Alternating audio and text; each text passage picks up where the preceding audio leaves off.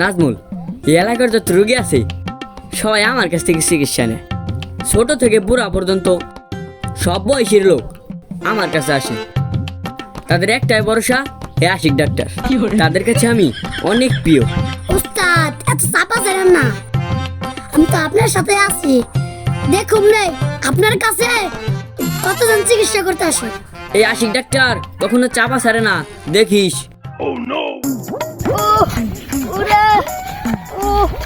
আরে দাঁড়া দাঁড়া দাঁড়া, আর কষ্ট করতে হবে না, সামনে ডাক্তার আছে, চল চল ডাক্তারের দেখা গিয়ে।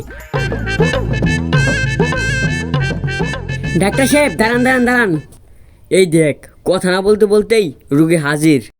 ডাক্তার সাহেব দেখেন তো, ওর মাথায় অনেক ব্যথা। আচ্ছা আচ্ছা, বুঝতে পেরেছি, ওর কড়া ট্রিটমেন্ট করতে হবে। নাজমুল, ব্যাগটা খোলো তো। না না, আমি ডাক্তার কাছে চিকিৎসা নেব না। ভাইয়া চলো। কি ডাক্তার সাহেব, আপনার রোগী দেখি চলে গেল। আরে এক রোগী গেছে, তাতে কি হয়েছে, সামনে আরো রোগী আছে, চল।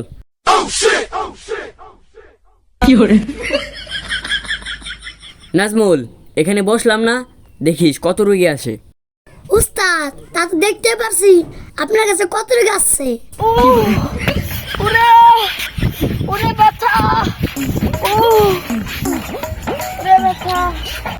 কথা বলতে না বলতেই রোগী হাজির। বলো বলো, তোমার কি হয়েছে? ডাক্তার সাহেব, আমার হাগা দিতে গিয়ে পাছা ব্যথা হয়ে গেছে। ও, তোমার এই সমস্যা? ঠিক আছে, এখনই তোমাকে সমাধান করে দিচ্ছি। নাজমুল, ওই সিরিজটা বের করো তো।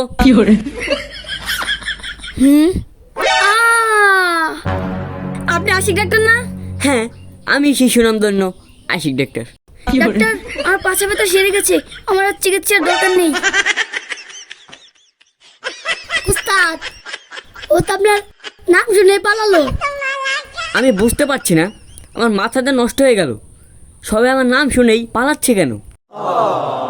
ডাক্তার সাহেব, আমার বাবা অসুস্থ, আমাদের বাড়ি চলেন। চল তো চল। রুগী কই? কোথায় রুগী? আসেন আসেন, কই রুগী? আসেন।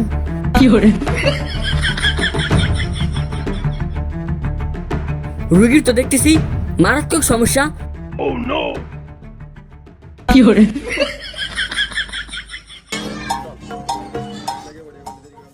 সকল পরীক্ষা নিরীক্ষা করে যা দেখলাম, রুগীর তো 20টা ইঞ্জেকশন দেওয়া লাগবে।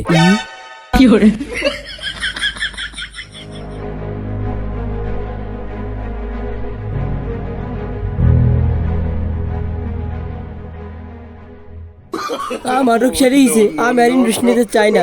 আমার রোগ সারিয়েছে। এই ইঞ্জেকশন নিয়ে যান, নিয়ে যান। না, আমি নিতে চাই না। সারি যাবি। ইঞ্জেকশন আমার নোয়ারি গাইতে নাই। উস্তাদ, কি হলো? রোগী আনো পলাইলো। আপনি তো একটা বুয়া ডাক্তার, আপনার কাছে থাকবো না, আমি চলে গেলাম। ও তুই মাঠে নেমে